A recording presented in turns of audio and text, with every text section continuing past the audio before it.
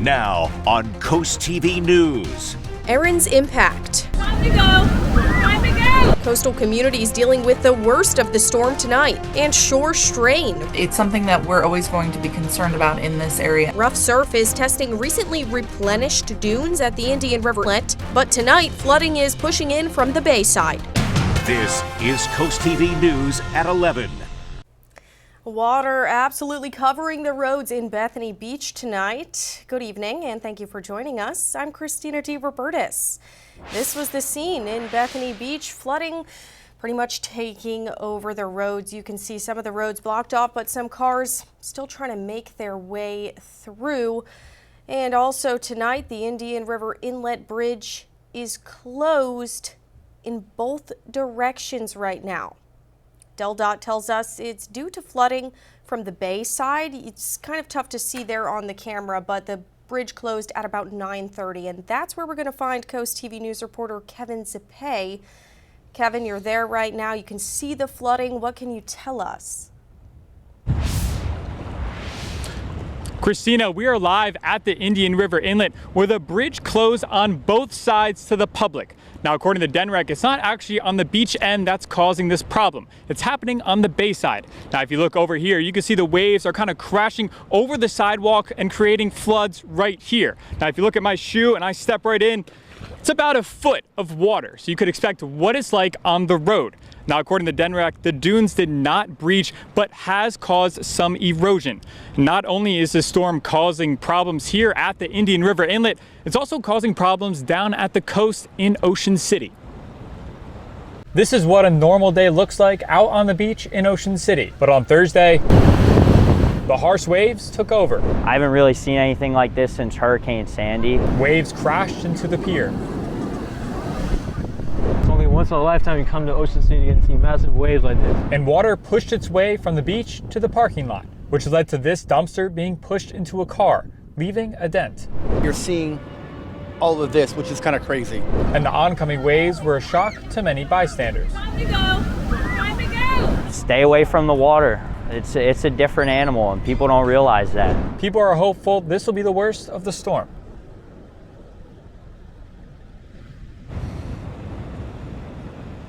Now, DelDOT is currently on site here at the Indian River Inlet, and they're hopeful that the bridge will open back up soon. Christina, back to you. All right, Kevin, thank you for that. Now take a look at this video. This was the scene on the north side of the Indian River Inlet, right where Kevin is back in March 2024. You can see the dunes really not holding up against the ocean. And this happened again in August 2024. The state of Delaware spent millions of dollars replenishing and restoring the dunes. And with that hurricane off the coast, many people were worried this was going to happen again. But today, DENREC officials say they feel confident the dunes will hold up overnight. Feel strongly that it will hold through the night, but obviously I'm going to be paying pretty close attention to that area in particular just because of all of the infrastructure and how critical that pathway is for an evacuation route for the state of Delaware. And so far, those dunes have held up, like Kevin mentioned, the flooding coming from the bay side. Now, this is the scene in Rehoboth Beach right now. Kind of tough to see from the boardwalk view, pretty blurry there. We also have a live view of Ocean City, much clearer picture here. You can see those waves still coming in pretty strong, pretty high up onto the sand, but it seems that it has maybe receded a little bit from what we were seeing earlier today. And multiple streets in Ocean City are shut down right now due to flooding. You can see in this picture from the Ocean City Police Department, they say Philadelphia Avenue at North Division Street and South is currently closed due to high water levels. Also, St. Louis Avenue from 11th Street and South also closed due to high water levels. Hurricane Erin's winds have been whipping across Assateague and Chincoteague as well, creating rough surf and blowing sand up on the shoreline there. But for some visitors, the storm added a unique twist to their trip. It's different, it's seeing something new, it's exciting, it's not just sort of sitting by a warm beach, but also I hope it hasn't had a negative impact on anybody, you know, in terms of their homes and businesses. And public safety officials say so far damage on the islands has been minor, but they continue to keep a close watch on flooding and erosion as Erin's effects linger. Now we're looking live into Lewis, and our First Alert Chief Meteorologist Paul Williams joins us now with a check on the forecast. Good evening, Paul. Good evening, Christina. We're keeping ever vigilant eye on what's happening right now. We go back to our live shots. The Gateway, Ocean City, we can see very active waves still pushing there. A bit foggy and misty for us in Rehoboth Beach, but still very active wave there. Delaware Bay, we have inundation and flooding that's occurring there, and in Ocean View, a combination of the flooding as well as the very active waves that are pushing through the region. This is the latest look at Erin, now shifting in direction, moving to the east-northeast and picking up momentum at 22 miles per hour, sustained winds at 100. Now, as far as our wave heights are concerned, between 10 to 13 feet at this point. So it's still very much on the elevated side of things. Major flooding expected to continue to reach as far inland as Millsboro throughout all of our beach locations.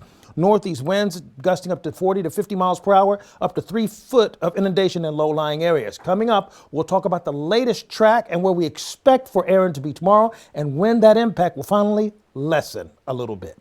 All right, appreciate it. Thank you so much, Paul. Now we'll go to Smyrna, where ground was broken today for a new Delaware hospital for the chronically ill.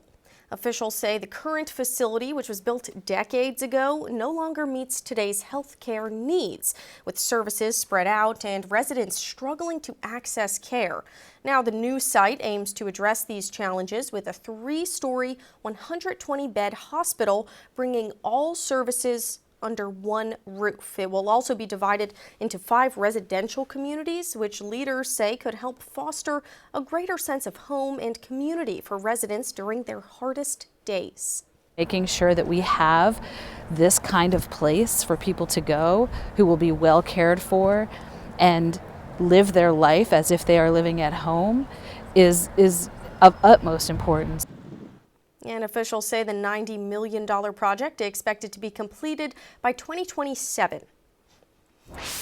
Well, it was a rocky start to the fall semester for a pair of university campuses. Reports of a possible active shooter at Villanova University in Pennsylvania and at the University of Tennessee in Chattanooga. Both reports turned out to be hoaxes. Sherelle Hubbard has details on both incidents, which brought panic to thousands of students today. This was the scene at Villanova University Thursday. While students were celebrating orientation mass outdoors, reports of an active shooter sent them scrambling. This is insane. People on campus were asked to move to a secure location and to lock or barricade doors. A police sniper keeping watch from a law school roof. Law enforcement conducted a sweep of the Catholic University's law school before Villanova's president, Peter Donahue, reported that it had all been, quote, a cruel hoax. These officers came from all over this area thinking that they were going to go into an active shooter room, into a building, and have to take somebody down to save someone's life. This comes as university students from all around the country head back to school. Earlier Thursday, officials from the University of Tennessee at Chattanooga also sent out an alert about a possible active shooter on campus. The message said possible active shooter in University Center or library. It instructed people to run, hide, and fight.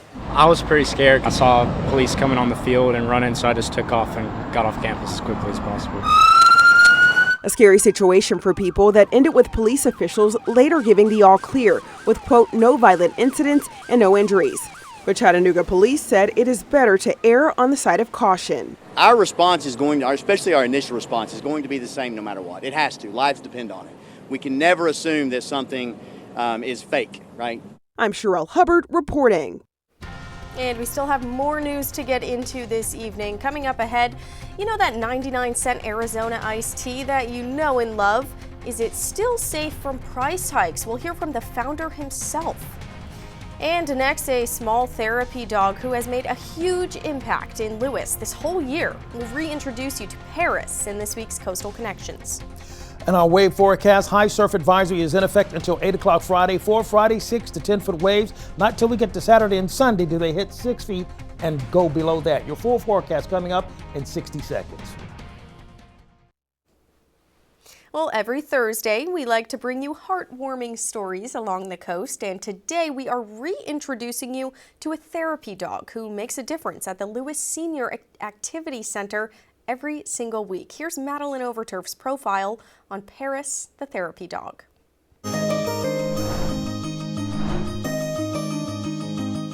In our business, there's a phrase, never work with kids or dogs. Their star simply shines too bright. But we've got to tell you the story of Paris, the therapy poodle, who in Lewis is changing lives, one pet at a time. This is Paris, full name Grand Champion Dominion Fabulous. Weekly being a champion for people's hearts at the Lewis Senior Activity Center. I'm grieving a loved one that has recently passed away, and this is the best medicine, being around a dog. Yeah, want to visit? Okay. Paris is a certified therapy dog. She and her mom Joan spend time here, bringing a special calm and joy that only our four-legged friends can bring. They both smile and they connect, they really do. Joan and Paris also go to Delaware Hospice, where Paris brings peace. Good girl. I remember a patient that we visited who was really at end of life, and he hadn't spoken to anybody or reacted to anybody, but they did know that he loved dogs. So they asked me if I would bring her to his room, and I did. And they just took his hand and put his hand on her, and he actually opened his eyes and smiled and said hi.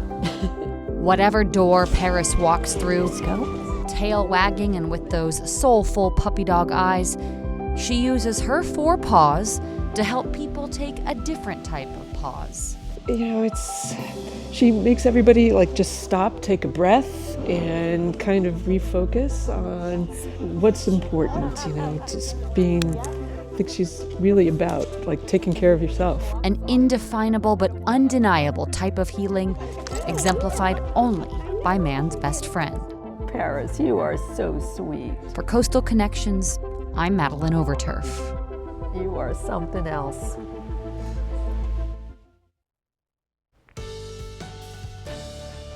A bit grainy and gray right now, but we have a good deal of water that's beginning to flood throughout the area where we have this camera located, our gutter helmet camera, ocean view. Temperatures will stay in the 60s, but we're not concerned about any additional precipitation. So that's a bit of good news there. The wind gusts still pouring primarily out of the north at 27-mile-per-hour gusts.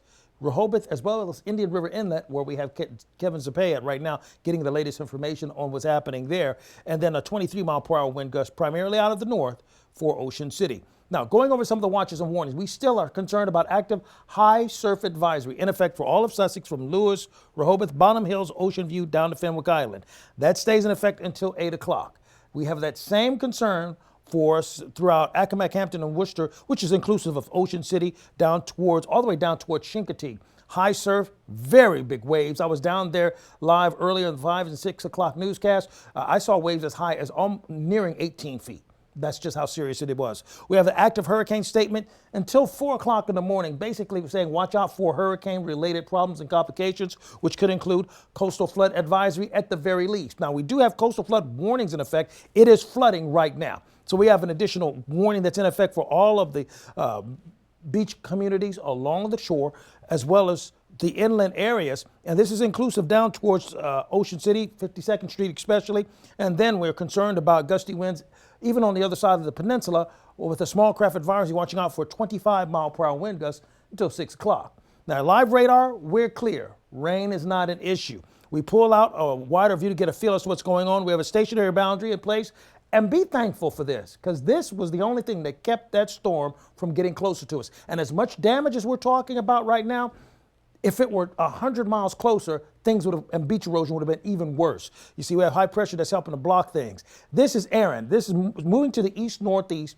22 miles an hour, 100-mile-per-hour sustained winds, occasional gusts up to 120. This is a monster-sized storm. In fact, we're looking at staying at Category 2, will become a Category 1 pretty soon as it goes out to colder waters. This storm, I measured it just a few moments ago, 914 miles wide. 914 miles wide. That's why it's still affecting us. And the outer bands, the most outer band is still 206 miles away from us. So think about what this could have been if it had been anywhere closer to what it was.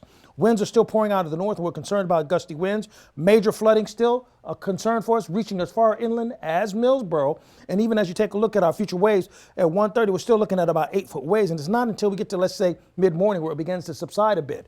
Friday is breezy. The weekend, we go back to being sunny.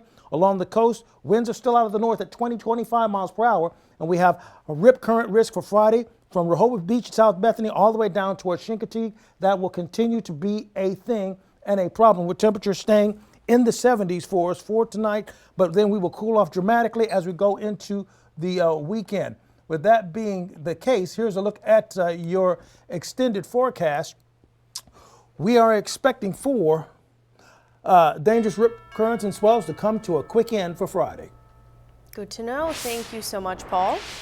Well, Walmart said its sales have increased nearly 5% at U.S. stores that have been operating for at least a year. Groceries raised their overall sales this year by more than 50%. Meanwhile, Target moving in the opposite direction.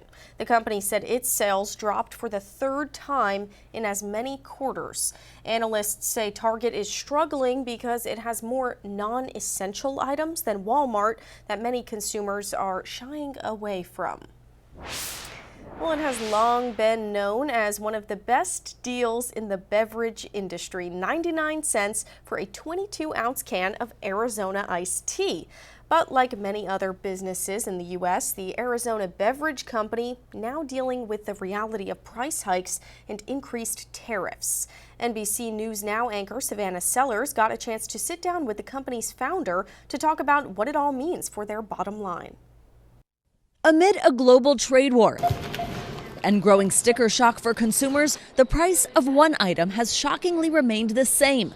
A big can of Arizona iced tea, still 99 cents after more than 30 years. Like the $1.50 Costco hot dog and soda combo, it's a deal that stood the test of time. Add tariffs to things that don't impact all the communities. Everybody loves Arizona tea. But it's a price that Don Voltaggio, founder of the Arizona Beverage Company, says is becoming harder to maintain. There's been a lot of chatter online.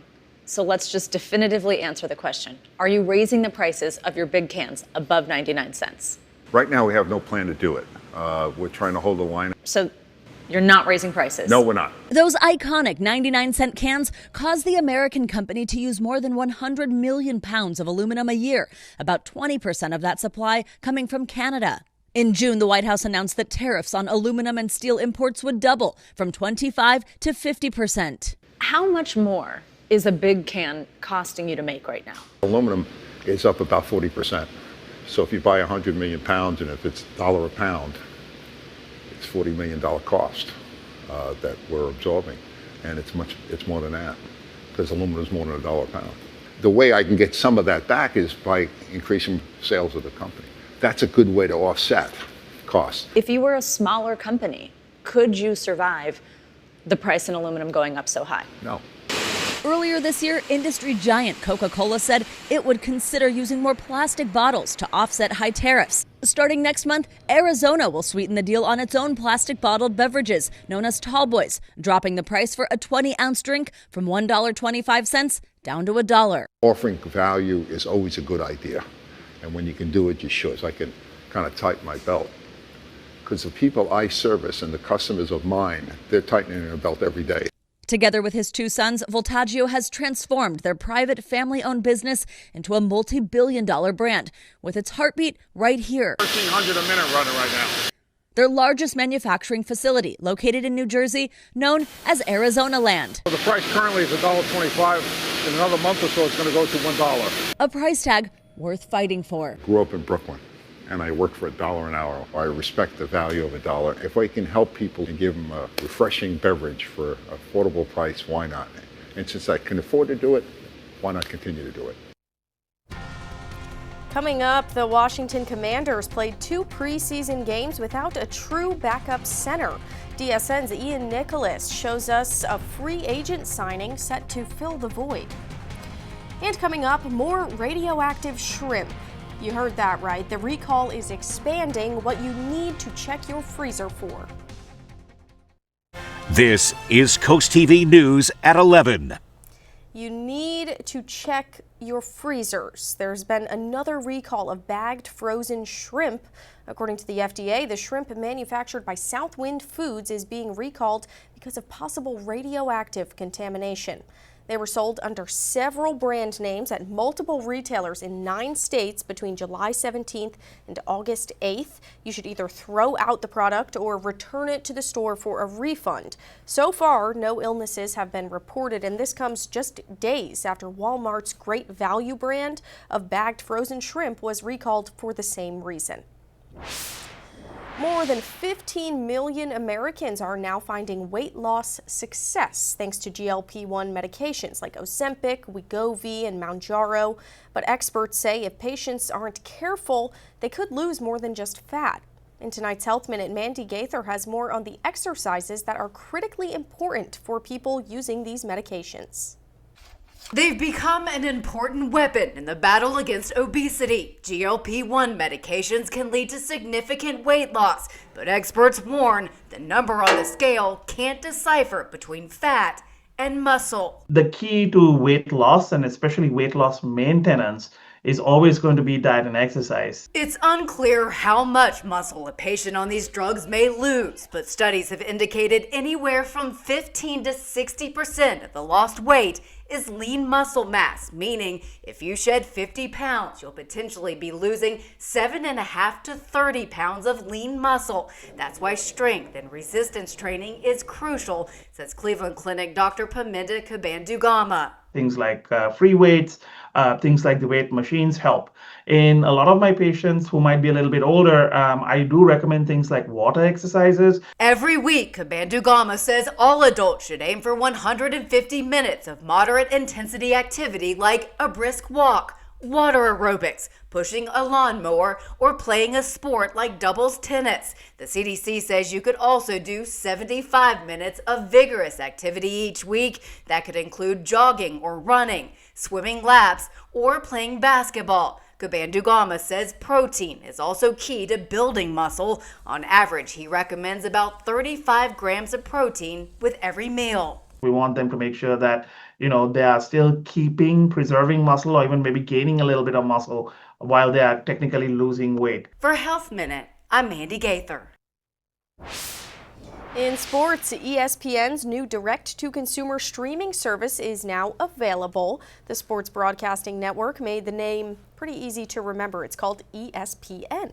The service and network is owned by Disney. It hopes that sports fans who don't get over-the-air service take advantage of the streaming option, and the Streaming Unlimited plan, that costs $29.99 a month.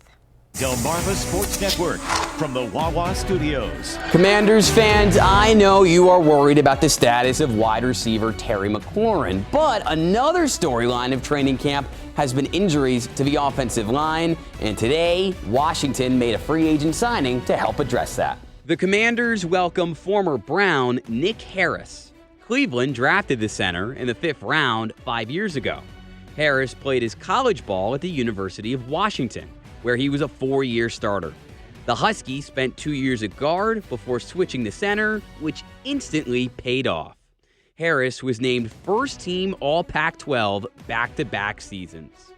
Since joining the pros, the lineman has appeared in 45 games with the Browns. Harris actually had a brief homecoming with Seattle last offseason, but was traded back to Cleveland in August. The veteran was active early in the year, making 2 of his 6 career starts this past fall. Harris had 2024 cut short in October when an ankle injury landed him on IR. Washington made this move a day after the release of guard Julian Good-Jones. What Harris provides is a true backup to Tyler Biadasz. It'll be interesting to see how much run Harris gets in Washington's 3rd and final preseason game this weekend. That'll do it for sports. Have a great rest of your night. Now here's a live look into Milford. We'll have one final check on the forecast after this.